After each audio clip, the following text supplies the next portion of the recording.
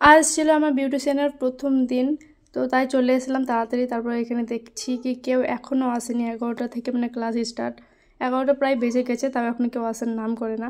তো যাই হোক, প্রথম দিন সব কিছু সব জায়গায় যাওয়া একদমই আগে যাওয়াই ঠিক।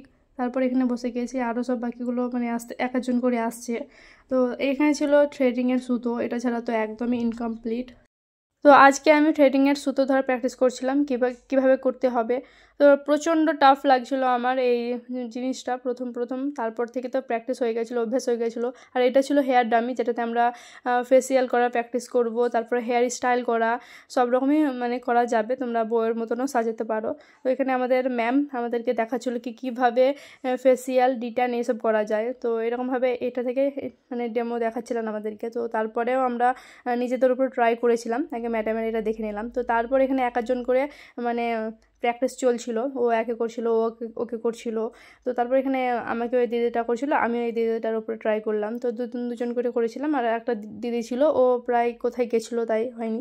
তো যাই হোক, আমাদের প্র্যাকটিস তো অলমোস্ট প্রায় চলছে। আর এদিকে দিদি আমাদেরকে দেখাচ্ছিলো কীভাবে আরও ভালোভাবে করব আমরা।